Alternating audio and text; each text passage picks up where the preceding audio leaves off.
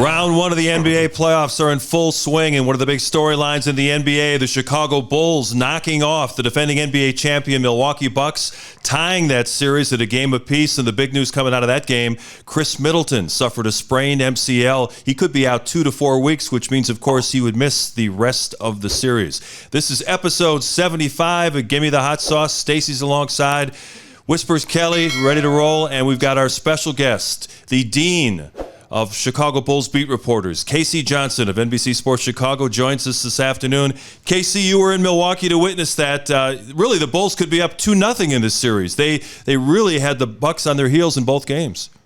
Yeah, I think what's jumped out to me, Mark and Stacey, is just how this team's kind of got its identity back. I mean, this is the team we were used to seeing earlier in the year when they were sitting atop the East. Defensively, they've been on point. They've created a bunch of turnovers. They've turned some of those turnovers into offense. And they're just, much more physical. They're kind of in the game. They're taking charges. I mean, when they limped to the finish line, I was not confident that this Bulls team would appear. And win or lose, I mean, even though they lost game one, that identity was prevalent. So that's an encouraging thing if you're a Bulls fan moving forward the rest of the series. Well, I think the big thing is that, having Alex Caruso being somewhat more healthy than what he was at the end of the season with that bad back, he just does so many things, Casey, that are winning plays. A guy taking charges. That charge he took at the end. How many guys have you seen would want to stand in front of Giannis, that close and that close to the rim? Not too many guys. So the impact that he's brought defensively and the mindset, I think, has really, really bled on this team, and I think they're following suit. I think your point about his health is a good one, Stacey. I think people are starting to realize the importance of that week of the play-in tournaments. I mean, last night you heard both Billy Donovan and Nikola Vucevic also point to a team meeting that preceded the week of practices they had. That was a get-right week for this team. We all know how badly they played down the stretch of the regular season. And, in that meeting, they kind of aired out some concerns, some issues, some things that the team needs to work on. And then by all accounts, and I was there every day, you could hear the practices. It was like, back in your guys' day, Stacey, like they were scrimmaging, they were going full contact, they were going hard. It was like training camp style practices that week. Not every day. It was 2 of the 4 days leading up to game one. And I think that experience and also that week where, Alex and Zach could kind of take some time to address their bodies is paying off now, because you're right. That was a masterclass in defense yesterday by Alex Caruso. Casey, are you buying the story that DeMar DeRozan got into the Fiserv Forum Tuesday night and was able to shoot by himself? I mean, where did that come from? I mean, who's turning on the lights in a multi-billion-dollar arena? What's going on there? It came in a bad game of Twitter telephone, because I think if you were there, which I was, DeMar was having some fun with it. He was running with it. There was sarcasm in his voice, and then somebody tweeted it as if it was fact. But no, he did go to the Fiserv Forum to shoot. I mean, that footage was shown, and he says he does that often. He said he might even go to the United Center and get up shots here before Game 3. They had a light optional workout day in the off day today. So this is a habit of DeMar's, and a lot of players get up extra shots. It was just more high profile because of what he did in game one than what he did in game two. And obviously, it being DeMar DeRozan. When you look at Milwaukee, and we talked about this on the air, I kind of felt like Milwaukee thought they were going to be playing the Bulls team that they played the last 2 games of the season. I know in game 1, they didn't shoot the ball particularly well, and they're a better shooting team. They shot a little bit better in game 2. But I thought now, after watching these 2 games, I think they've been caught off guard by how the Bulls have played. Would you agree? 100%. Look at the start of that game, you guys. I mean, I know the Bucks got off to that great start in game 1, 9-0, and then the Bulls had to call timeout, but that's the difference. In the end of the regular season, every time the Bulls hit adversity, they would crumble, and it would just get worse and snowball. Now, 9-0 run to start game 1. Boom. Bulls get back in that game. Bulls get off to a spectacular start in game 2, and it looked like the Bucks couldn't even complete a pass. That was partly defensive pressure, and also I think the Bucks are kind of reeling a little bit. They were not expecting, I don't think, this level of physicality, this level of engagement from the Bulls. Bulls get up to a big lead. As you guys know, Bucks always are going to have a run in them. They're proud defending champions. That third quarter, went from 18 to 3, you're thinking, no, it went back to 16 like that. And that's the difference, is this Bulls team was letting those stretches bury them down the stretch of the regular season. And now you're seeing response after response. Doesn't mean they're going to win the series. What it means is it's a competitive series, and it's on now, and the Bulls have home court advantage. Before last season, Casey, there was a lot of heat on Mike Budenholzer in Milwaukee. There were some questions about whether he would survive after last season, and of course, they went on to win the championship. One of the criticisms of him, especially in the series they lost in 2019 to the Raptors, is he doesn't adjust. He goes in with one game plan, and he stubbornly sticks with it no matter what. So I'll bet you Nikola Vucevic is going to be wide open at the three-point line Friday night as well, because Budenholzer won't adjust, and now he doesn't have Chris Middleton to help Giannis. They're under a lot of heat right now. I don't have quite as many ties to Wisconsin as you do, Mark, but I do have some, because I played D3 ball a million years ago up at Beloit College, and a ton of my teammates all live in that area. One of my best friends has courtside season tickets. He was just killing Bud last night, just killing him, man, for exactly that prevailing theme, that is out there amongst Bucks fandom. I'm not as privy to it as those guys are, but just that he does not make adjustments. He goes in with one game plan and sticks to it. And that is the question I actually have for you guys, is like, what can the Bucks do? Because Giannis is already playing at Giannis level. I mean, he's just an amazing player. And the Bucks shot making did kind of correct from game 1 to game 2. I mean, if you look at Wes Matthews, he had a nice shooting game. Connaughton's still not making the normal contribution that he does. Neither is Grayson Allen. And Bobby Portis, I know, was knocked out of that game. But like, where do the Bucks go in terms of adjustments if the Bulls keep playing this level of defense? Because Giannis is already doing amazing things. I'm not sure the Bucks have a lot of options here, and I'm curious what your guys' thoughts are on that. Well, just watching these first two games, I thought in game 1 they sent double teams at DeMar, which a lot of teams did at the end of the season to kind of throw him off rhythm a little bit. But I thought in game 2, they figured he was still going to shoot as bad as he did. It seemed like they just had single coverage on him most of the night, and he was able to beat that easily, like off the dribble, get to his spots where he, like he was doing early in the season, Casey, when he was on that stretch where he had all those 35-point games, and you're sitting there saying, is anyone going to change the way they guard this guy? And then later in the season, you saw Miami send 2 guys at him, get the ball out of his hands, and to DeMar's defense, he held on the ball too long in certain games at the end of the season and didn't make those extra passes.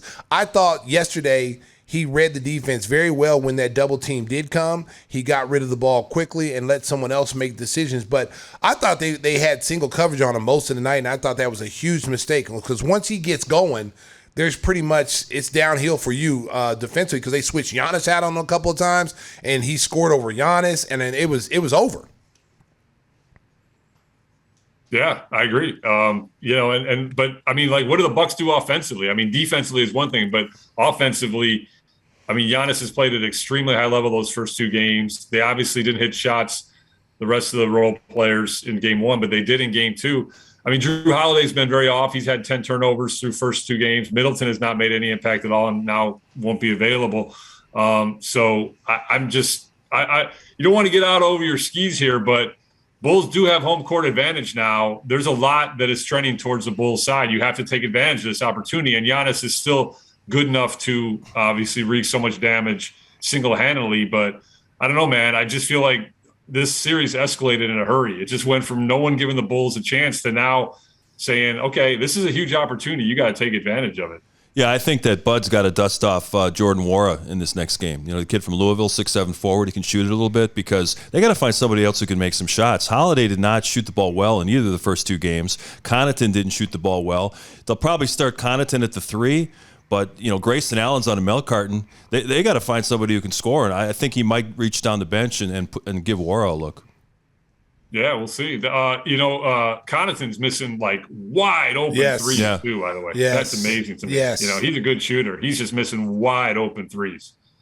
Yeah, I will say this, that I thought, the first 2 games, they tried to impose their will with Giannis and Lopez and tried to, overpower the Bulls, with their big guys. And I thought, Billy Donovan has made some really good adjustments in this series, where he's been able to, get some minutes out of key players. I mean, Kobe White in game one was probably the only one that was really scoring for the Bulls, and he played well, got his confidence going.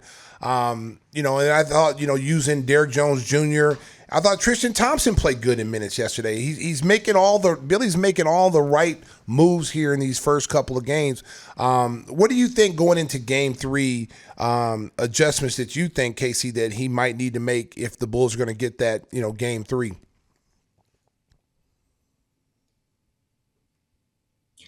Well, I've just been incredibly impressed with game plan, because if you watched, I mean, it's clear that they're trying to throw as many bodies at Giannis as possible and doubling him whenever they can, and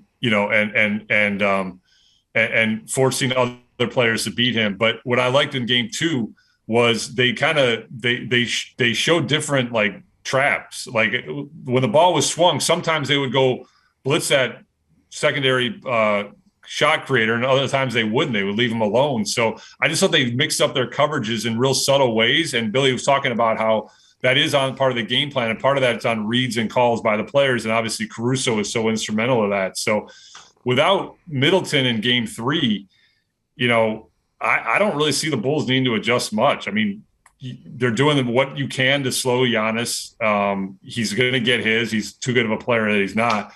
If you just continue to put pressure on those other guys and force Holiday into some turnovers. He's, like I said, had 10 through games 1 and 2, and then at least try to contest some of those other shot makers' shots. I think you're in good shape. The key to me is just going to be to see how the Bulls can keep attacking in transition too. That's another thing. Oh, and Stacey, yes. you were hammering this on the broadcast, and I couldn't agree with you more. People always think like getting out and running means fast break points. It does not always equate to fast break points. What it equates to is getting the defense into chaos and having matchup problems, so that when you have secondary actions, you have a favorable matchup, you're in actions quicker, you get a high percentage shot. It can be in a half-court situation, but you created that by getting the ball up court faster. Well, and the reason why I also say that is because, especially with Brook Lopez beating in the game, you've got to beat him up and down the floor, because if you're allowing them to get their defense loaded up against you, it makes it that much harder to score against them. And so when the Bulls have success in games 1 and 2, they have pushed the basketball and got transition points or got into their secondary break, which led to a basket. Casey, Vooch has been the subject of a lot of criticism this year for a lot of different reasons. I don't know, just because you're a tall guy that people think that all your points have to come right next to the basket. But for whatever reason, he has not been super popular with Bulls fans this year. But can you educate the fans a little bit on what he does and what he means to that offense? Oh, I think he's huge. I mean, for so many reasons, and you guys know this, but I mean, I always say this, and I want to make sure I say this properly, because he's not Nikola Jokic. Nobody is. But you can absolutely see why Arturas Karnisovas pursued Nikola Vucevic at last season's trade deadline, because he came from a Denver system in which you had a big man who you could run offense through, serve as a hub, serve as a floor spacer. He has the ability to score inside or out. He has the ability to pass. He makes defenses have to make a decision. And his ability to swing the ball from side to side is so important. He can score with either hand. Nobody has the passing ability of Jokic. Not even a lot of guards have the passing ability of Jokic. Right. But for a big and as a floor spacer, he facilitates your offense in so many ways. And it's clear, we knew this going into this series, guys, right? I mean, the Bucks just wall off the lane. So that's why you're seeing Vucevic out of the 3-point line more often than maybe sometimes you might want. I mean, you typically like to see a mixture. In his days in Orlando, he was so dominant down in the post, but he's going to be open at that 3-point line a lot. He made 4 in game 2 after the 2 for 10 stint in game 1. The one he hit late in the fourth quarter to push the lead back to 5 was absolutely massive. That was such a huge 3. And it came, guys, with him playing 5 fouls. He played the last 6 minutes of that game with 5 fouls. So, I don't know, man. I agree with you, Mark. He seems to be a polarizing target amongst Bulls fans, but you can certainly see why Arturas Karnisovas was attracted to his skill set. Yeah, he's had a really nice first two games. I mean, and arguably he's the Bulls' best 3-point shooter. He's 2 for 10 or 3 for 7. He gives you the best chance, I think, as far as making threes, unless it's Kobe White. But the one guy I want to talk about is my man Patrick Williams. I thought in game 2, he came out and he had a different mindset. You could tell, before the game, you could tell that he had a look in his eyes that he was going to be more aggressive than he was in game 1. Did you get that same feeling? 100%. And, you guys saw the seeds of that were sown in game 1. When he passed up that open 3-pointer in the corner, you saw DeMar and Zach go right over to him and go, no, family, that's not how it works in the playoffs. If you pass up a shot, the shot invariably you're going to get coming after that one is going to be a worse shot. That's just how it works in the regular season, and then you multiply that by 10 in the playoffs. You have to take the shots the game gives you, and when you pass up an open shot, it does all kinds of bad things to your offense. So, look, man, here's the other thing, and you and I both said this on the broadcast, Stacey. Like, again, aggressiveness does not necessarily mean to have to translate to more field goal attempts. What it has to translate to is decisively attacking a closeout, swinging the ball right when you get it, making a decision, pass, dribble, shoot right when you get it. That's what aggressiveness is about. It's not taking 15 shots. I mean, obviously you'd like to see him take more shots because he's got the ability and the athleticism, but it's just being aggressive in your decision-making so that defenses have to honor and respect you. And I thought he did a much better job of that. His attacks on closeouts in game 2 were spot on from my perspective. Where do you see his ceiling? I mean, we got a taste of it the other night, a week ago in Minnesota. And he's shown flashes. I always liken it to he's a Ferrari. And he just doesn't know how to drive it right now. But Casey, you're around the team a lot. You watch and you cover. Where do you see his ceiling? Yeah, it's a great question. There's going to be some bad podcasting. I don't know, because you see those glimpses, but you just don't see them enough. And what you can't overlook is how weird the start to his NBA career has been, with the no summer league because of COVID before his rookie year, then losing essentially all of his second year to the wrist injury. The thumb injury. It's just been an odd start to his first 2 years. I mean, he is 20 and he's got such athleticism and talent, but I still have a lot of question marks about him. And you'd like to have a little firmer grasp of where, to answer your question, you'd like to have a firmer grasp of where he is. And I just don't personally have it. I mean, I see the same things that you see, but it's just there's still a lot of question marks about him. And a lot of it goes down to his mindset. He's such an unselfish player that he sometimes needs to be goaded into being more aggressive. And you want that to be a little bit more instinctual at this stage of his career. Hey, Casey, I know a lot of Bulls fans are wondering just how healthy or not healthy Zach LaVine is. You don't get the one-on-one contact that you used to in the pre-COVID days, I know, where you get a chance to talk to guys. But do you have any guess on percentage-wise how healthy he is and how much this knee injury has limited his game over the last couple of months? Yeah, I actually have a very good handle on this one, Mark. And I know Stacey talks to Zach here and there too. And I would say our access has gotten a lot better this season, particularly on the road. And I just go back to that interview I did, Joe Cali and I did with him in Miami after a practice the day they stayed over after the road game in Miami right after the All-Star break. Because if you heard him at the All-Star game, what he was telling people was really vague things. So I just went up and said, are you getting a scope after the season? I mean, I just shot straight with him. And he was very straight. He said, we don't know. And these are my words now, not his. But from his answers, it certainly sounds like it's trending that way. Regardless of what happens, when the season's over, that knee is going to get looked at again. And I personally give this dude a ton of credit for what he has played through. If you think about it, early in the year, torn ligament in his thumb, played through that. Now the knee. And look, as we all know, this is a contract year for this guy, man. Some players would shut it down in this circumstance.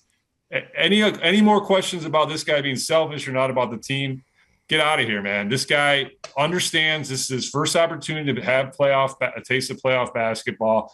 He is doing this because he knows how special this season can be, the commitment he feels to DeMar DeRozan and the organization. And so, but yes, to answer your question, it is definitely limiting him. I don't want to guess at a percentage, only he knows his body. But when he went to see that specialist, that was just a Band-Aid. And that's all it is until they get to the offseason. So there are moments where I personally see him not having the same bounce, like he's not beating guys off the dribble like he was earlier in the season. I mean, he's so athletic that he still has moments where he can overpower guys with his athleticism, but it's not the kind of high fiber, high twitch muscle stuff you're used to seeing from earlier in the season. So he's not at 100%. That's the only percentage point thing I'll say is he's not at 100%. And I give him a ton of credit for what he's doing and putting himself through in a contract year. Yeah, I agree with you on that. You know, you hear these rumors, Casey, and I know you've heard them too. You know, with as far as his free agency is concerned, you know, him having Rich Paul and, you know, trying to, you know, Rich Paul trying to maneuver him to Los Angeles or something. He's the Bulls' number one priority. Wouldn't you agree? Oh, 100%. I mean, yeah. I mean, I got Michael Reinsdorf on the record as saying that. I mean, it's like, you know, they here's the thing. All these moves have aligned to them basically having to max him out. And, you know, I always say in free agency, you never say never. So until that contract is signed, you don't know what's going to happen. But I do know that the Bulls are going to be presenting him with a max contract offer in the offseason.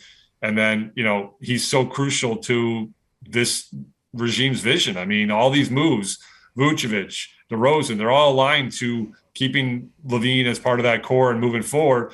And look, man, if he goes in and let's just speculate and say he gets a scope done this summer.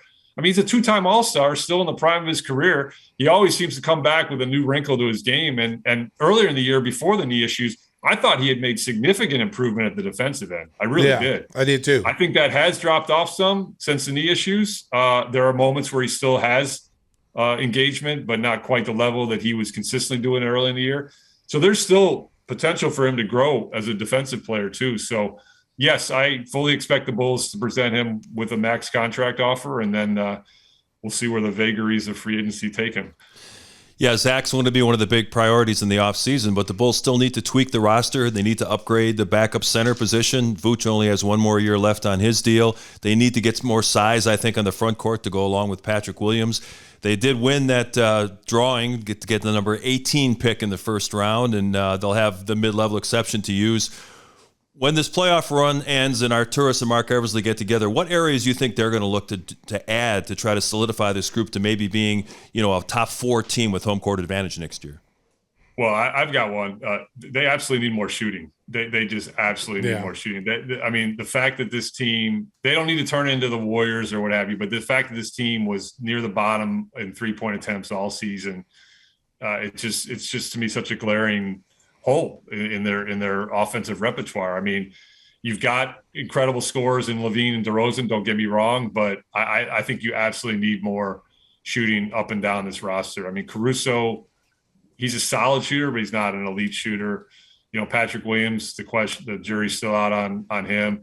You know, Kobe White obviously has the ability to get hot in bunches, but we're not sure what's going to happen with him this summer as a contract extension eligible player. That'd be the main area that I would be addressing. I do agree with you. Backup center is something they need to address as well. But shooting to me is absolutely the number one priority. I'm going back to this series. I've got some more questions on this series. When you look at this Milwaukee Bucks team and you see that, like last night, the free throw discrepancy was huge last night. I mean, that literally let Milwaukee, I felt, get back into the game. I think it was 31-15, 31-16 advantage. How do you think the officiating's been? I know in the playoffs, and we talked about this, they let you play physical. It's a different game, yada, yada. But it seems like Giannis pretty much gets every single call. I mean, he runs guys over. And I was really surprised last night that Caruso was able to get that call and that charge. Because I was just waiting for him to say it was a block. Hey, Stacey, you played with a guy like that. Hey, listen, buddy. Okay, Michael earned those calls. Oh, come on. He deserved those calls. Okay, all right. Okay, so I don't want to hear that. Okay, it's a superstar call. It's a superstar league. But listen, when a guy goes to and officials get together, they get together, and when you look at a guy shooting 16, 17 free throws compared to a whole team, you've got to look at that a little bit and say, hey, look, you know what? Well, he should have fouled out on that over the back. He should have fouled out in game one. But again, superstars always get calls. Yeah. But I thought the free throw discrepancy, like in this series, it's got to tighten up a little bit.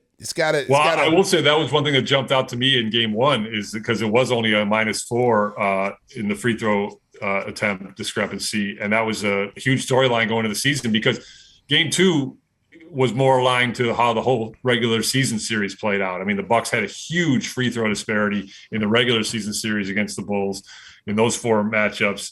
So game two was more along those lines. And yeah, Giannis shot more free throws than the Bulls did as a team. Yes.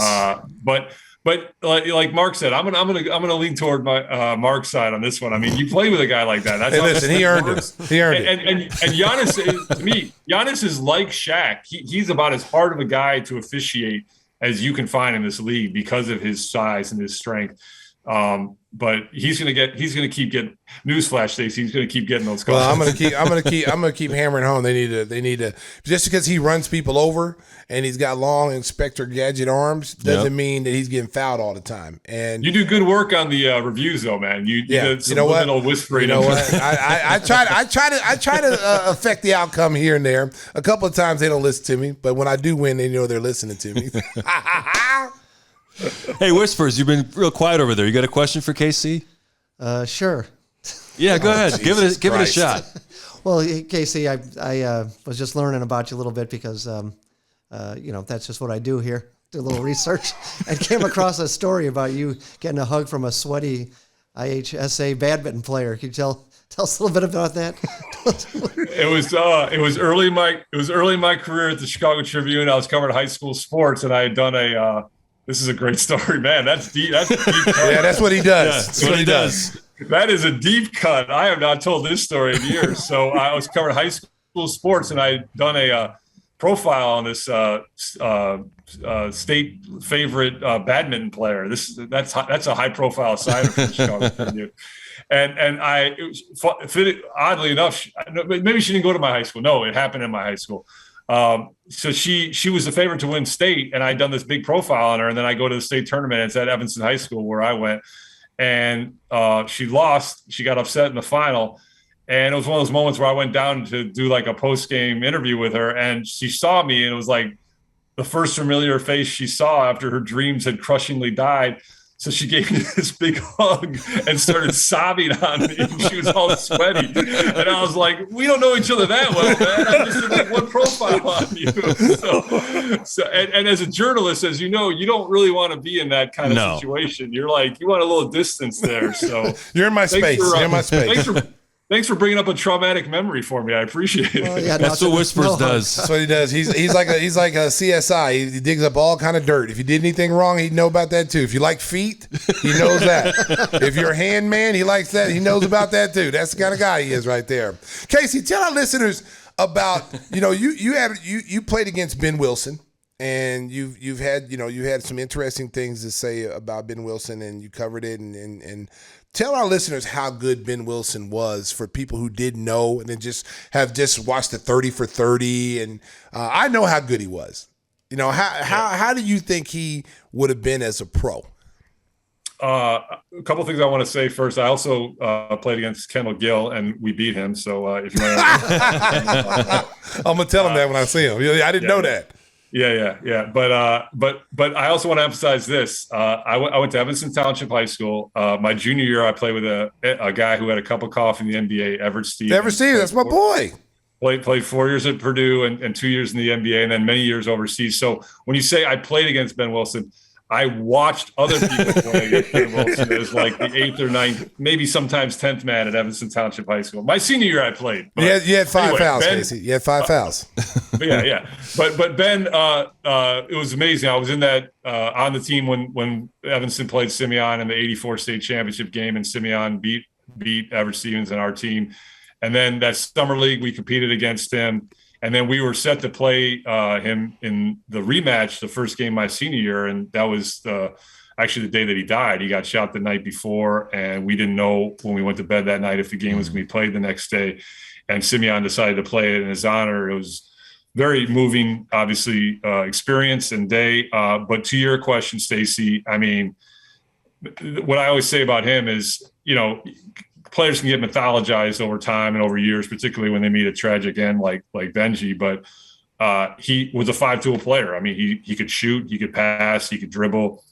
He was 6'8", long, but he could still handle. Great court vision, and just a real strong mutual respect between Simeon's program and our program at Evanston Township. I enjoyed running into him at summer league games and stuff because he was always really respectful.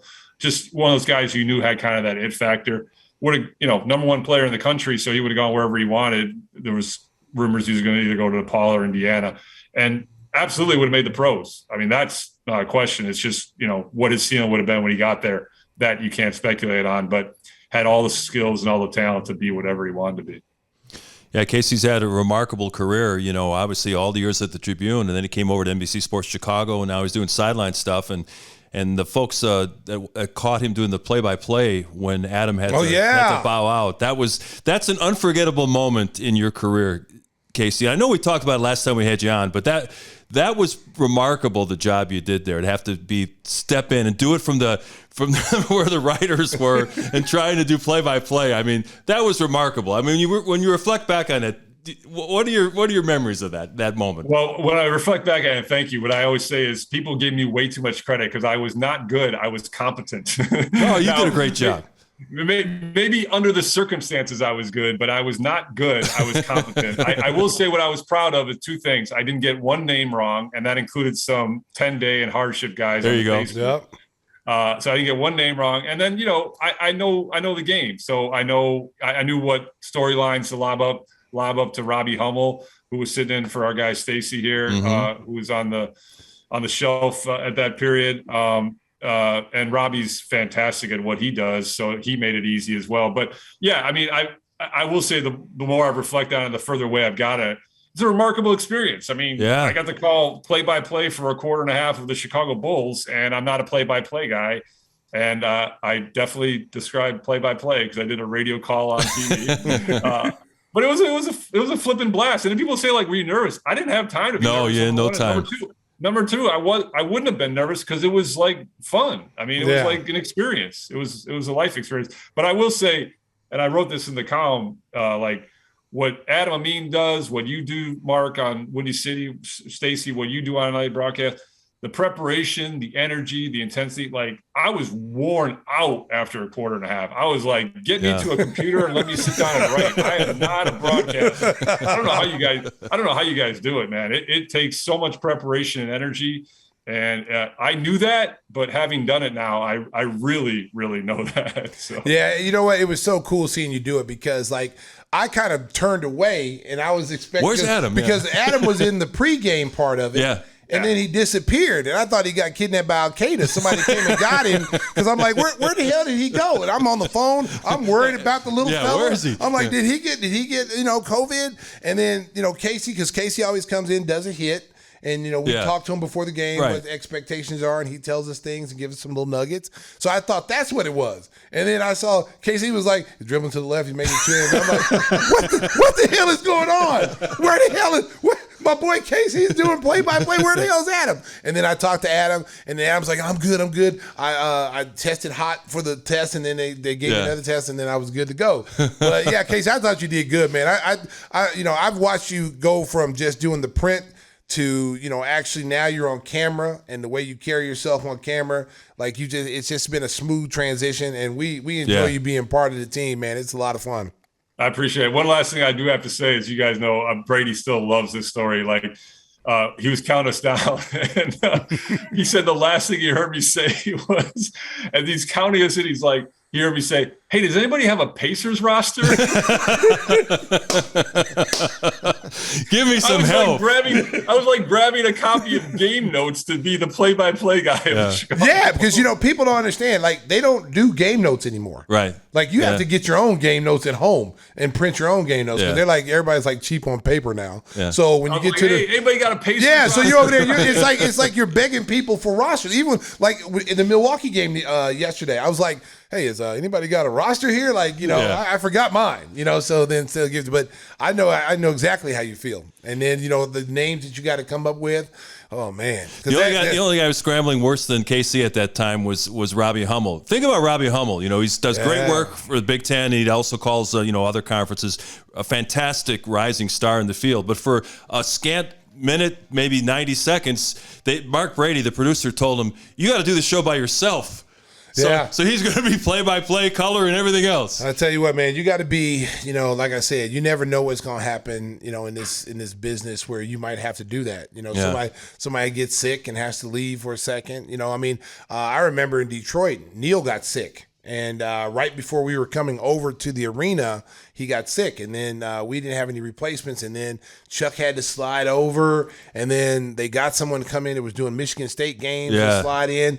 I mean, man, you just never know. Yeah. You never know. Always be ready. Stacey, do you remember your first broadcast? Oh, man. Well, it's been a long time. Was that with Red and It was with Red. And Pip? It was with... No, that was that. My first broadcast was with Red and Tom Dorr. Mm-hmm. And no, I take that back. My first broadcast, I filled in for Red because Red went to get an award at Illinois, and then I filled in with Wayne Larrivee. Okay. And that was my first broadcast with Wayne Larrivee, and as a fill-in. And working with Wayne, Wayne is a pro. But don't get Wayne mad. Lord have mercy. Wayne, man, I got scared. I was scared of Wayne. Wayne, somebody did something in the truck and didn't get the right, play that he wanted. Yeah. And man, he lit into him. And I said, well, is this what they do? When somebody doesn't, you ask for something, they do. I said, man, and then people in the truck were like, okay, Wayne, we're coming. I'm like, whoa, okay, all right there. So I learned very quickly, don't make Wayne Larrivee mad. You won't like Wayne when he's mad. Turns into the Incredible Hulk. No, he's got a nice salad though. Well, KC, we've taken up enough of your time here on this Thursday afternoon. I know we got Game 3 to get ready for Friday night, a 7:30 start at the United Center. Remember, you can catch the home team call with Adam Amin and Stacey King, right. And you'll see KC on the pregame and doing all sorts of things throughout the contest. And I'm actually going to be covering the game for Channel 7. I haven't been to the United Center in a long time, so I'm looking forward to seeing everybody and saying hello and see what the Bulls can do in Game 3. And thanks for having me on, guys. I'll just say two things. I had forgotten how awesome playoff basketball is because it's been 5 years. Yeah. Yes, me too, Casey. You can feel it on every level. You can hear it in Stacey and Adam's call. You can just see it watching the competition, the physicality, and the intensity. Us writers are kind of re-engaged. Sure. Too. So it's been a blast being around that atmosphere. And now, if you excuse me, I'm going to go pull out a clip about a badminton story. Inquiring minds want to know. Way to go, Whispers. There you go. Thanks, KC. Our special guest here on episode 75 as the Bulls playoff run continues. We'll take a look at some of the other series around the league when we continue on Gimme the Hot Sauce.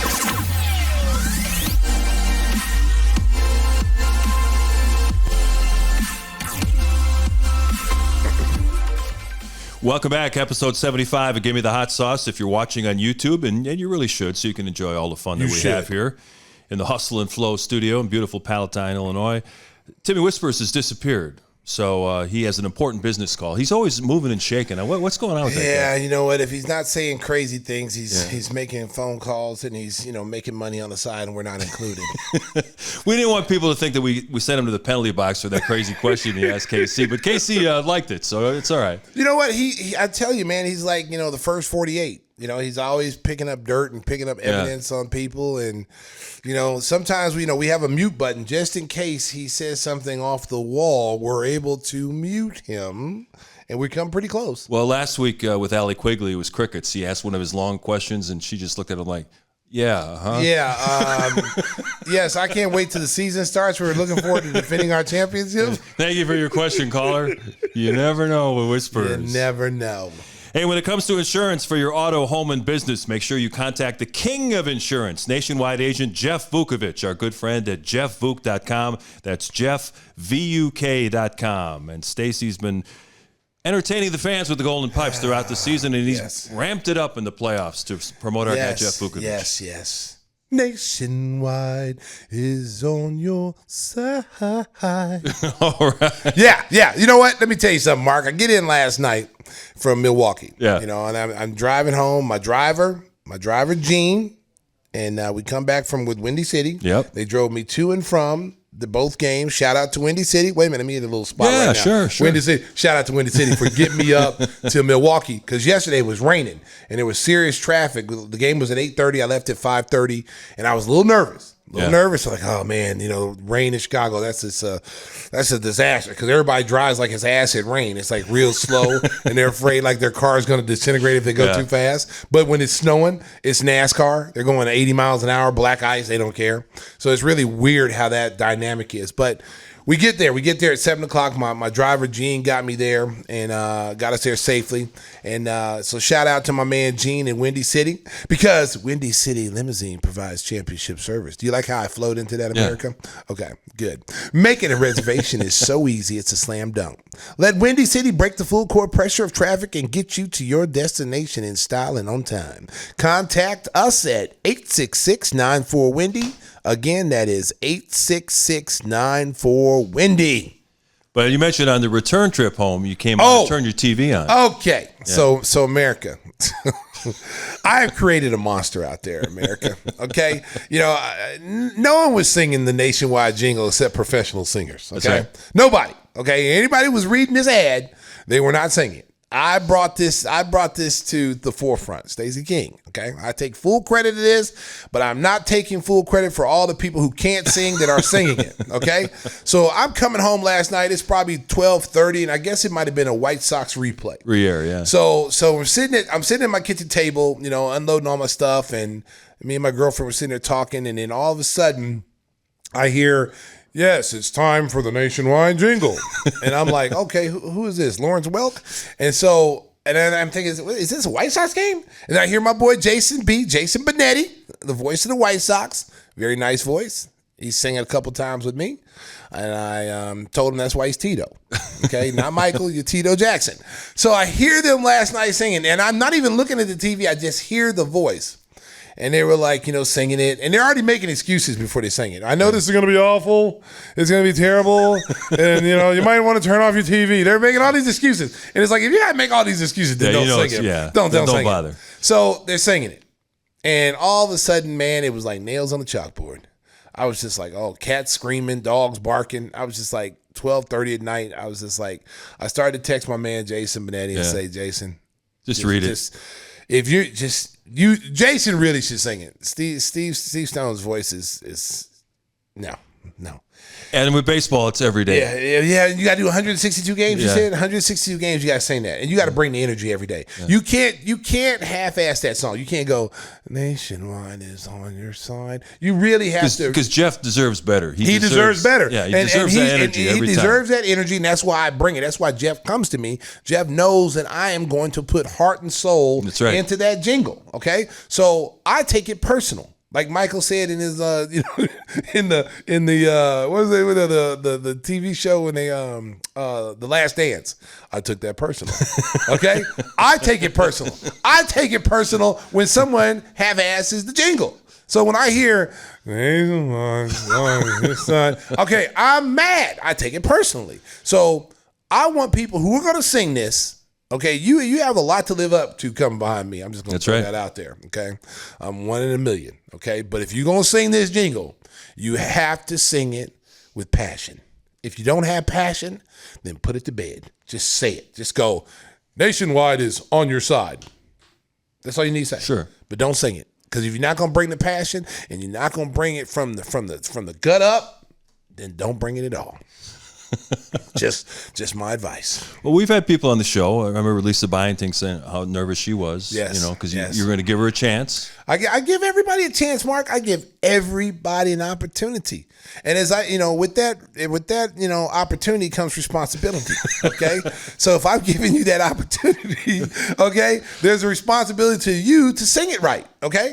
And I've had to shut down some people. I'm not gonna lie. I had to shut down some people and say, this is not for you. So let's just stop. I cut my man Neil off in the middle. His farewell game. I loved it. It was his farewell game. And I'm like, I'm gonna let Neil sing it. It's your show. Sing it, Neil. And then I told him, No. for 13 years, this is the reason why I have not allowed you to sing this song. Okay? So that's just the way it is. I'm sorry. There you go, America. That's the truth. Let's talk a little bit more NBA playoffs. So what's caught your attention so far? I think the Brooklyn-Boston series has been really good, really two competitive games, and the winner of that series will play the Bulls when they advance to the next round.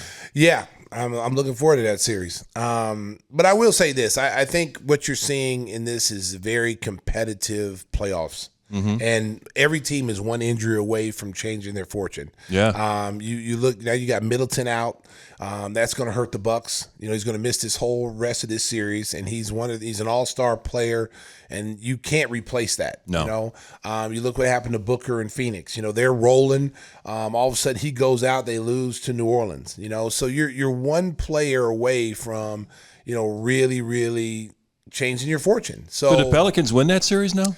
Yeah, they could. They could because the one thing, and I said this last night with the Bulls. The Bulls, if the Bulls players are watching these playoff series, now no one gave New Orleans a chance to come out of the play-in game. They weren't even supposed to get out of the play-in game. Now they're in the playoffs. Okay, they're the AC playing the number one seed. No one gave the Pelicans a chance in hell to win one game. Okay, now they go in there and they win game 2. So now it's 1-1. Okay, so now the Bulls are looking at this like, wait a minute. Okay, they went in and beat Phoenix, who's supposed to be unbeatable. We can do it too. They came out and they won.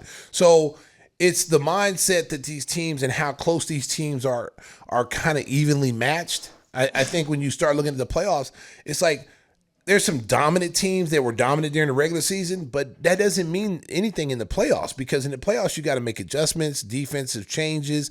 A guy like Brandon Ingram, is elevated now because his confidence in that playing game carrying them to this point. And then these guys have to hear about Zion Williamson coming back and all that. So they want to probably show like we can do this without him. And then your Zion Williamson sitting over there like, yeah, I want to get in this game now before they forget that I can actually play. So now he's motivated to come back and play. You look at that Memphis and Minnesota series, which is a very compelling series because Minnesota has played well against Memphis this year. One of the few teams stole the first game in Memphis and went in there and won that convincingly. I mean, pretty much dominated them. And so that's going to be an interesting series. And you look at the Brooklyn and Boston series. I thought Brooklyn would at least get one game. Yeah, I did too. They had an opportunity in both those games to win. But I will tell you this: if you're Steve Nash, and Steve Nash, you're listening. Okay, I'm just an armchair coach. I play Xbox. I make a few changes here and there, and I've won a lot of championships on Xbox. So you might want to listen to me. You might want to lean on your veteran players a little bit more. You got LaMarcus Aldridge sitting on the bench, who's got tons of playoff experience. Blake Griffin, I know he's not the Blake Griffin that everyone knows, but he's got a ton of playoff experience, and those guys know how to play in these situations. You've got to lean on your veterans, especially on the road. You've got to find at least 20 minutes for those guys to play because LaMarcus Aldridge gives you legit post-up. Drummond's not giving you any offense, okay? And that's the difference between regular season and postseason. In the regular season, Drummond looked really good. Oh, my goodness. Oh, he's scoring, da-da-da. In the playoffs, they've taken that away. That's not his game. So you've got to have some guy in the post that can give you a little something. Aldridge is that guy. Blake Griffin is that guy that can score for you in the paint a little bit, take some pressure off of Durant and Kyrie Irving to have to do this stuff. Kyrie Irving is going to have to stop getting into the crowd. Because if you are going at it with the crowd and talking and flipping them off and all this, that means you're not 100% focused on what you're supposed to be doing as a player. You're playing against the crowd. You're not playing against the Boston Celtics. You're playing against the crowd. So every time you have the ball, your mindset is to show the crowd, like, y'all don't affect me. I'm going to get mine, da-da-da, instead of focusing on Marcus Smart, who's guarding you. Focusing on Jaylen Brown and Tatum and winning that series, your mind is over here getting into it with the crowd. So that tells me you're not focused. Steve Nash needs to rely on his veterans, and he needs to get to Kyrie and say, look, we're not going to win this series if you're over here fighting and taunting the crowd. Forget Boston's crowd. Just play the game. Don't say nothing. He got fined $50,000 or something for what he did. He's still doing things, antics with the crowd. Leave that stuff alone, man. Focus on the game. And Boston's done a good job defending Kevin Durant. He didn't have a field goal in the second half of Game 2. I think he was 0 for 10 from the field. What they're doing is they're having a guy pick him up at the elbows. He likes to operate from the top of the key, and as soon as he tries to dribble left or right, there's somebody waiting for him. So he's getting that automatic double team. Well, because they don't have shooters. They don't have the shooters that they had. When the kid Joe Harris was out there, you can spread the floor. They don't have those shooters. Seth Curry's not making the shots that he was making in Philadelphia because he hasn't played with these guys. He's been out. He missed like the last few weeks of the season. So now you're asking him to come in there cold and play. You don't have Ben Simmons. I mean, Ben Simmons, this is what really, they're going to look back on this and think about this. They could have made this same trade in the summertime. You could have kept James Harden and found a way to get through it and say, okay, look, maybe these guys will get motivated to play with one another when the playoffs start. That's what I would have bet on. To trade for Ben Simmons, and Ben Simmons has not been able to play at all since you've traded for him. And now you're saying, oh, he could be ready for Game 4. Well, what's wrong with Game 3? You're down 2-0. Yeah. You know what I'm saying? Yeah. What's the difference between, because there's only going to probably be a day off in between 3 and 4. So what's the difference of playing him in Game 3 and Game 4? Because now you don't play him in Game 3, you're down 3-0. You don't need to play him in Game 4 now. Right. You just sit him out for the series is over because now they only need one. So you might as well just sit him out. Yeah. So I would not have made that trade. I know hindsight's 20/20, but I would not have made that trade. I think if they look back on it, you could have still made that trade in the summertime and maybe got even more than what you got because Philadelphia would have been forced to try to make a move to get rid of Ben Simmons, and they probably could have gotten more for him in the summertime, but they wanted Harden.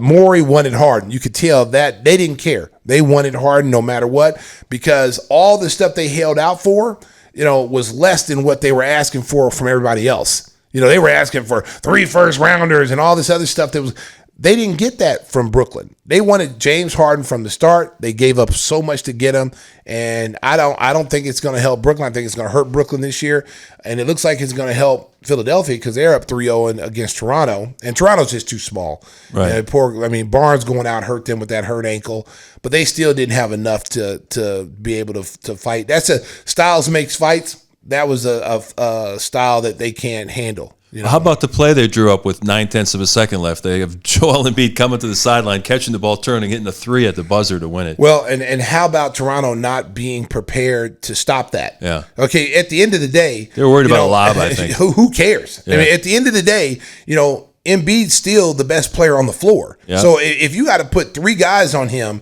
and take away the lob, he's not the guy you're going to let beat you. If I'm going to get beat, James Harden and Embiid are not going to be the two. It's got to be someone else because, it's got to be Danny Green. Danny Green's got to hit. Maxey's got to hit an unbelievable shot. Thibault was out, I think. Thibault was not in Toronto because he's on that. That's right. He can't travel, yeah. But like a George Niang or someone. Yeah. Those guys have to beat me. Your 2 best players are not because your 2 best players, you expect to win those games for you. You expect them to take those last shots. And Embiid hit an incredible shot for a big man. I mean, that just goes to show you how talented he is. And I'm telling you right now, America, remember I told you this, okay? Philadelphia is the dark horse to come out of the East. Seriously. They sure are, yeah. Listen, America, if we don't come out the East, okay? I'm just going to throw that out there, okay? Let's take the Bulls out to the side, right. Okay? Philadelphia, to me, is the most dangerous team in the East because of Embiid. He is unguardable. And Maxey is playing out of his mind. He's been playing out of his mind for the last 2 months of the season. The confidence there. James Harden hasn't even had a James Harden game. They're winning in spite of James Harden. James Harden's had some bad shooting nights. But Embiid is playing at such a all-star MVP caliber level that they're relying so much on him. And then you got Tobias Harris is starting to play well now. I mean, Danny Green is hitting shots. They defend. The one thing I saw about Embiid that I really liked was the fact that he got matched up against Pascal Siakam, who's much quicker than he is, especially out on the perimeter.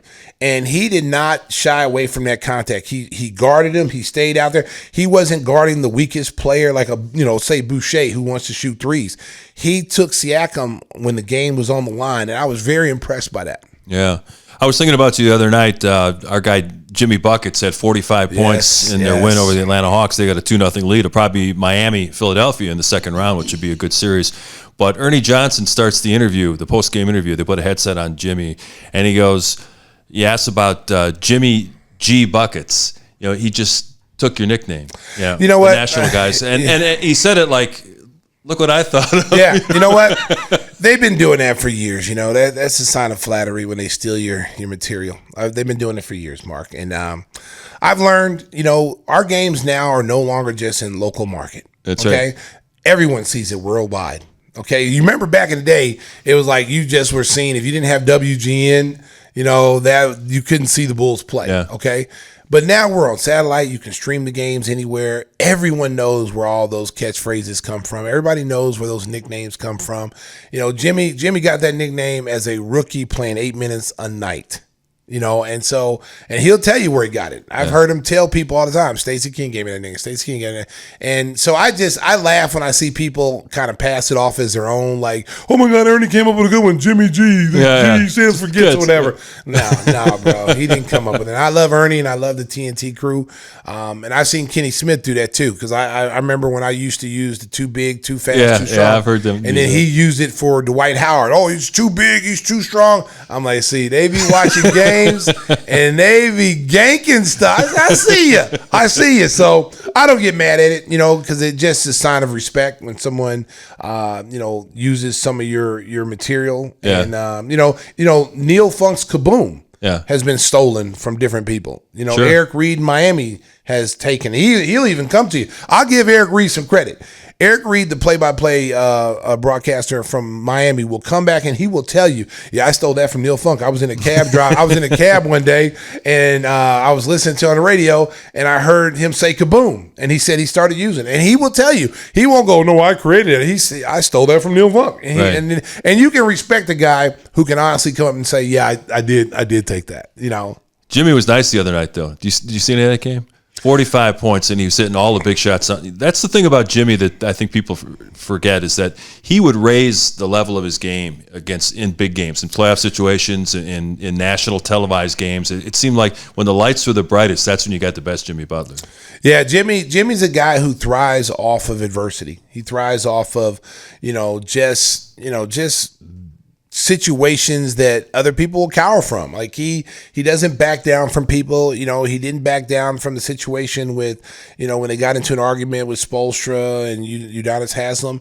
He didn't shy away from that, and he always looks for that. He feeds off that. And when people doubt him the most, that's when he comes through, because he hasn't been shooting the three ball all well this year. I think he was under like 27%, at the for season from the 3-point line, and then all of a sudden, he hits these threes against Atlanta, and they defend. They're probably the best defensive team, in the Eastern Conference, and it's going to be interesting to see how they respond going on the road now, because they're a different team at home than they are on the road, and Atlanta's a different team at home. Their record is pretty good at home, so I don't know if John Collins played in that game. He did, yeah. Did he? He played, yeah, because missing Capella hurts them. Oh, man, that was a huge blow in that game. Him hurting his knee. That was a huge blow because he does so many different things that helps them win. He starts their fast break with his rebounding and shot blocking, his rolls to the basket, puts teams in a lot of, different defensive perils because he's such a good dive man, and it gives Trae Young doesn't even have to look half the time. He just throws it up there. He knows he's going to get it. So you take that element away from what they do, plus his defense and shot blocking. I would say, honestly, he's just as important to Atlanta as Bam Adebayo is to Miami, because of their defensive ability and the way they can switch out and guard smaller players and stay in front of them, and then still be athletic enough to block a shot if he's beat. Trae Young hadn't shot the ball well, but I think when they get back home, they're going to shoot. They got to win one, because and this is what the playoffs all about. The home team's supposed to win both games, right? The road team's objection is to get one. We got to get one. If we can get one, we're good. But the whole thing is the home team is supposed to win 2 games at home. So Miami won their 2 games. Now they got to go to Atlanta. The key for Atlanta is to get game 3. You get game 3, now it takes pressure off of you a little bit to get game 4. But if you give up game 3 and now you down 3-0, Miami now is like, let's say we don't want to come back here. Their mindset is let's get this series over, because the earlier we get this series over, the more rest we're going to have to get our guys who might be banged up in this series, give them a chance to, like Oladipo and guys, give them some time to get, healed up a little bit. Before we get out of here, a couple of weeks ago, we had the Chicago actor Chris D. Lofton on the show, one of the stars of Power Book 4, Force, that you can catch on Stars. They had the season finale last week, and old Gennard had the gun right to his head. I'm like, don't take our guy Chris out. Hey, listen, first of all, Mark Janowski, I'm not going to be, if he's telling y'all, if you haven't seen Force, I'm not a spoiler, but since he already spoiled it, too bad. I'm gonna tell you, I was worried for our guy. I was rushing home, and I was just kind of wondering like who's gonna get it. Yeah, because they left you hanging, thinking like there could be like at least 10 people could get it. Right. And I'm just like, okay. I'm thinking of my favorite characters. I'm thinking about my man Chris D. I'm like, don't kill Chris D, man. Come on, man. Let him get to season 2. Yeah. And as soon as I said that, the gun to his head because he tried to take his brother out. Yeah. And I'm like, oh, man, they're going to make his brother kill him. Oh, no. It looked bad there for a few seconds. It looked bad for a second. And then when he shot at his brother, I was like, okay, now his brother is forced to kill him now because he shot at me, so we're not related anymore. And then Diamond, just basically told him, like, hey, you got the north side, the east side, or whatever they said, and I don't want to see you. Don't cross me. I won't cross you. Yeah. So the turf war set up for next year. But I was really. It hurt me to see Liliana get killed. Yeah. Because her and Tommy's relationship is so dynamic because it goes back to the original Power, and Tommy was supposed to kill her in the original one. And she got away, and then they bring her to Force, and then the first time he sees her, she tries to kill him. Like she had to drop on him, and then because he didn't know she was there because he thought she was still in New York or whatever, and then she jumped on him in the alley, and they're fighting. They pull a gun on each other, and then finally he saw that she could be useful, and then they ended up being really, really close. He found her to be trustworthy. She found him to be trustworthy because he saved her a couple of times from getting killed from the Serbians, and he saved her. So then she realized that he's down for her, so he's down for her. And then, man, that hurt me, man. I was oh, man. Spoiler alert. Beep, boop, boop, boop. Yeah, so if you have Stars on your cable system or if you get your TV, check it out. It's a great show. And we had Chris on episode 73. Give me the hot sauce. Oh, you can check I'm going to tell you. I saw a movie. Me and Don were watching a movie the other night. Okay. It's called Deep Water, Don. Deep Water with Ben Affleck. Oh, I've seen that advertised. Good. Oh, it is an awesome movie. And the first thing you're going to think of when you see it, Mark. Yeah. Will Smith. Oh, really? Okay. The first thing. I'm intrigued. I'm going to tell you something. Yeah. All I'm going to say is this. America. The first time you see this movie, you're going to think of Will Smith. Okay. Just the way the woman in the movie, the wife, demasculates. Shameless. Demasculates Ben Affleck. Okay. And the first thing you see is Will Smith. The first thing I thought, and Don will tell you, first thing I thought, I said, Will Smith produced this. This is Will Smith's life. Because you guys see the movie. It's a great movie, America. I think it's on Prime. It's on Prime, Amazon Prime. It's a great movie. I tell you right now, it'll have you guessing, thinking what's going on. Mm-hmm. I'd say it's a 5-star. It's worth watching. But the first thing, if you don't think of Will Smith, then let me know. Because I'm telling you, the first thing, as soon as you start to see it, you're like, oh, Will Smith. Will Smith could have played this role, man. It's they're getting ready to get divorced, though. You heard that, right? Will Smith and Jada Pinkett. I hadn't heard that. That's the rumor that Will Smith's worth $350 million, and so in California it's half. You ain't got it. It's half. Yeah. So she's getting half of whatever he's got. But it's funny that now she's going to divorce him after all this backlash, and after his career's kind of ruined.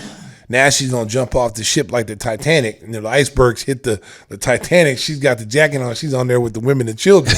Now you created this mess, and now you're going to leave. That's kind of low, man. I'm disappointed in that. And I feel bad for Will Smith because, one, that was handled wrong. You didn't have to do that. There was no need in violence. You could have met with Chris Rock silently behind the stage and just said, hey, man, I didn't appreciate it. Because in the beginning, you were laughing. It was funny. And then your wife had a problem with it, and then that's when you went up there and did that. Yeah. And now he's blacklisted from 10 years from the Oscars. Right. I read the other day where they're the Bad Boy sequel, or Bad Boy 4 or 5, whatever it is now on hold. A couple of his other acting projects are on hold. The companies have put it on hold. Yeah.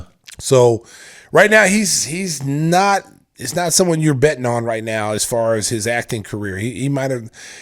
Can he come back from it? Yeah, he can come back from it because he's a nice guy, and I think that's going to help him because he's not a guy that's in Hollywood not known as a jerk or somebody that's difficult to work with. I think he will come back from it, but I think it'll be a while for it to happen. He's probably going to have to keep a low profile. But again, what he did was inexcusable. That's something you just don't do unless you're protecting yourself. That's one of those situations. Demasculine somebody. It's like, oh Jesus, like come on, man, don't do that. So we're a full service show for you. You got NBA analysis with KC Johnson. Now we're giving you some tips on what to watch on movies. And movies, series, and if you need relationship advice, I'm happy to give it to you. Dr. Stacey. Yes, Dr. Stacey. And Pavel's looking at me like it's almost 5 o'clock. Yeah, It's time to go, Stacey. No one's listening to Pavel. Pavel, Pavel was late coming to the show. Anyway. He was supposed to be here at 2 o'clock. It was 2:30 when he checked in. So I don't want to hear that. Okay, he hit the time card at 2:30. I saw it. Okay. He thought it was in Russian, but I saw it. It wasn't in Russian. It was in English. He was late. 2:30. 2:30 in Russia is not the same time as 2:30 in America. What's the time difference, Pavel? Was that a throw punch? Yeah. Oh, that's a double throw punch. I'm gonna leave Pavel alone because he's a black belt in hip keto too. Yeah, he's dangerous with his hands. Like Pavel always tells us, make sure to like, share, and subscribe so that we can build our audience. I think we're hitting close to 4,000 subscribers. Yes. On YouTube. We'd like to get that number up to 10,000 very quickly. So please, we need to get please it up there. hit that subscribe button so that we can make sure you get a fresh show every week of Give Me the Hot Sauce. So Casey Johnson, our great guest. And speaking of hot sauce, I know the new variety is doing very well. I've been attacked. I've been shot, America. Oh, Lord. Whoa. I'm sorry, I'm back, America.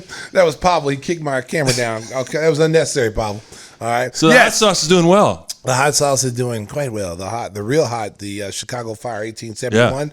Yeah. Nothing but great reviews on that, and people are loving the hot sauce. And matter of fact, I got another read. So make sure you go to GimmeTheHotSauce.com. Yeah, well, I'm trying to get Dawn in her sexy voice to read it, but she doesn't want to do it anymore. She got fired after the first commercial we had her do, and now she doesn't want to go. She don't want to do it anymore. So anyway, before I was really interrupted by Dawn. If you like hot sauce and barbecue sauce, then you are listening to the right show. Give Me the Hot Sauce has the best small batch organic sauces to spice up your kitchen.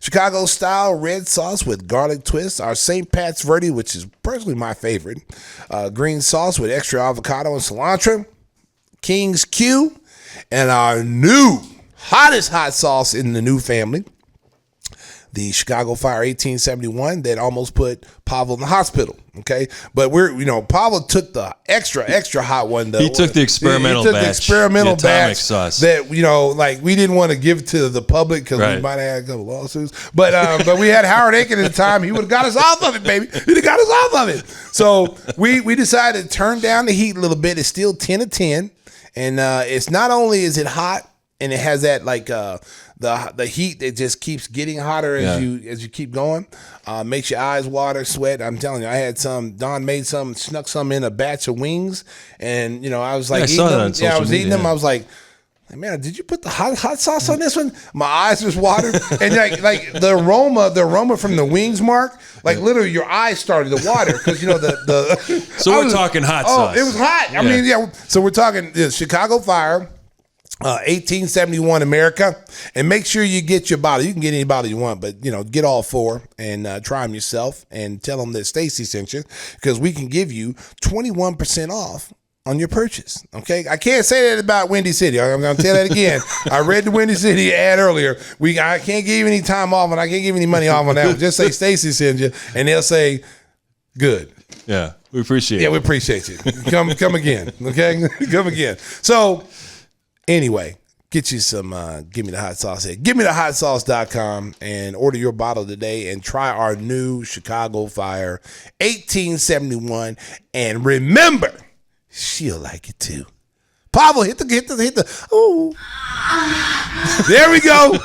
We got a freaky DJ in here. Pavel's a freak. And the thing that's great about if you order the whole box is that you can picture Timmy Whispers at his desk folding up the box and putting the bottles in there with the man card violations, code violations. Hey, listen, we're like how Apple started. We're like how Amazon started. We're doing everything from like a little room. Yeah, hey, listen. Whispers is licking stamps back there. Licking the boxes. So we're trying to make sure bottles don't get broken. Say, hey, listen, America, you gotta be an entrepreneur. You gotta start somewhere, man. So we're no different than Jeff Bezos and Steve Jobs and all these other people. We're doing it ourselves. How about Whispers and his guy Rich trying to fill the fish tank when we were walking in? I mean, those fish are doomed. Listen, first of all, he tried to make a saltwater tank. He tried to make a saltwater tank with no salt. How the hell do you do that? They're probably all floating at the top right now. He had some shrimp. He had a shrimp in there, he told me. He's like, yeah, put these shrimps in there, pretty cool. Well, the shrimps are in there eating all the fish, okay? Yeah. So I'm like, okay, why are you putting like attack-eating shrimp in the tank? Yeah. It's like, oh, I didn't know they did that.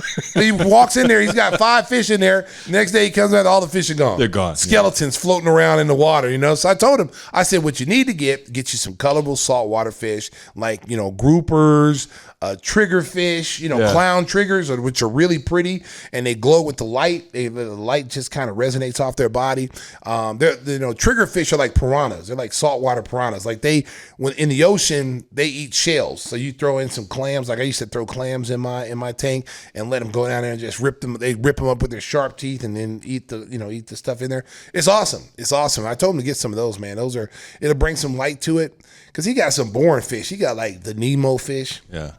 You know, he's got fish that no one wants to see. But the thing is, they're putting this water in, you know, and they're dumping salt water. Yeah. And then they take this bottle of chemicals, and Rich says to him, he says, how much you put in? He goes, I don't know, I'll just figure it out. Okay, see, America, this is how rich people stay rich, okay? So he doesn't want to pay a professional to come in here and service his little 25-gallon tank. He's going to try to do it himself. He's in there pouring chemicals in there with the fish, that, you know, and one thing about, because I've had saltwater tanks, you have to cycle those tanks because that tank has to be like the ocean. Yeah. It's got to be exact. Any little bit of pH off or anything will kill everything in the tank. And to cycle the tank, you got to put hardy fish in there because their urine and everything cycles the tank. So that little tank, he'd have to get I told him to get like a little baby shark, like a Nerf shark, put a little shark in there and some damsels. They're like little bitty bluefish, and you put them in your tank and they will cycle your tank for you. So they're hardy fish, so they'll be able to deal with the chemicals. They'll be able to deal with all the stuff that he's doing. Not the way Tim put them for him. Yeah, but I think Tim was putting Clorox in the water. I was like, what are you doing? What are you doing? People at the pet store love seeing him walk in. Oh, yeah. Fish only last like a day. Yeah, they're like, we got a sucker coming in here. Isn't that guy Whispers, Timmy Whispers? Yeah, we got a sucker here. Say, honey, can you sell him the most expensive fish? And Tim's like, oh, geez, I didn't know this fish was $200. It's like, we didn't eat it. We just marked it up. We got a sucker, honey. It's a sucker born every minute. We're going to Red Lobster tonight. Oh, yeah. Every week they're going out to dinner because of Tim. You know, when Whispers listens back to this show, he's going to be like, man, I should have never left. He should have never left. Yeah. But when you leave like that, you know, you get teed up. You get teed up, man. I expect the same when I leave. That's why I never leave. I can't turn my back on you. I got a back plate. I'm like, shank me in the shower. So if you ever come to the Teleray offices, admire the fish tank with no fish in it. No fish. Empty tank, water. Yeah, you know, couldn't survive. They couldn't survive. Yes. You know, just, oh, man, that's terrible, man. We're bad, Mark. Seriously. What was the name of the movie again that you recommended? Deep Water. Could have been about Tim's fish tank. It could have been. Yeah. Tim has been Affleck. Fish are in deep water. Tim has been Affleck. The fish is. It's not going to make it because saltwater tanks is expensive, man. Yeah. Seriously, I used to have like a 400-gallon tank, and it was sweet, dude. It was most relaxing thing, and it was called Compton. Is on the top of my tank, it was welcome to Compton. So, and when I put it, the reason why I had it there, because I had nothing but aggressive fish in there. Yeah. Because it was a huge tank. I had groupers. I had a moray eel. I had like clownfish. I had the lionfish with the tentacles that are poisonous. I mean, so every night, like I would feed the fish, and I'd have to take one of those big sticks and put like smelt, which is sardines, and I'd have to feed the moray eel. You know, the moray eel would come out shooting like a snake, and grab it and take it back in, and he'd be shaking the rocks and stuff. So one night, so one night, like I go in there, and I'm like, the lights off, and that's when the moray eel hunted. I didn't know that. See, when the lights are on, he stays hidden, but when the lights go off, that's when he hunts. So I would get up in the morning, and I'd see fish missing. Like, where the hell did that grouper go? Like a red spotted grouper, pretty fish. Where the hell did he go? Did he just get out of the tank, open the door, and walk on, leave? He was an appetizer. So then I talked to the guy, my guy who's maintaining my tank. He goes, yeah, you got to watch that moray eel. He said, you have the tank lights off? I go, yeah, I turn it off at night, because I'm going to bed. He's like, no, leave it on. He's like, the moray eel is killing fish. I'm like, man, no way. No way. So one night, I decided to turn off the tank and sit there and watch. So I'm sitting there watching, and all of a sudden, probably about 2 minutes went by, and a clown trigger went right by the little hole, the little cave that he was in, and it was like Freddy Krueger in a nightmare on Elm Street. He snatched that, and the grouper was that big, America. I don't know if you can see my hands. I got some big hands, but it was huge. It was huge. And he literally snatched that grouper and brought him into the cave and was shaking him. And like, you know how a snake eats something? Just swallowed the whole the whole triggerfish whole. It was amazing. And I was just like, I gotta get him out of the tank, because that was a $250 fish. Yeah. It's like, you eating up all my like $200, $300 fish. You gotta go. You gotta go. So I had to get rid of him, man. It was a big eel too, man. It was sweet. I was like, man, but the guy didn't tell me that's what happened. I lost like 6 or 7 fish before he said, don't turn the lights off in the tank. You think somebody would tell you that? Well, you knew you keep coming back for more fish. Yeah, that's right. Well, he's no longer in the business, okay? Because all the people who was coming to him to buy fish, I told him not to go there anymore, because I said, because of that little action right there, I had to pay thousands of dollars worth of fish that was eaten. He didn't tell me that. I kept buying more from him. You're right, Mark. Yeah. They keep coming back. They see like Timmy Whispers. Like Whispers, yeah. But he doesn't know any better. Timmy Whispers is, he just keeps going back. He keeps thinking it's the tank. He's doing something wrong. Yeah, maybe I didn't put enough salt in. Maybe the pH, it's my fault. I'm going to pour some more in. Yeah, pour some more in. Make sure. Wait a minute, here, I got some more bleach for you. Wait a minute, this looks like Clorox. Just pour it in the tank. Yeah, this is going to help the fish. It's going to help them breathe a little bit better. It's like the ocean. All of a sudden, this fish are floating up at the top of the water. He's scooping them out in his little baby net. We'll get you some more. We'll get you some more fish. Don't worry about it. We got more coming in. We got more, but I'm spending. That's like $800. I know. When you have a saltwater tank, Mr. Whispers, this is what happens sometimes. These things happen. It takes about 5 or 6 times before you get the water right.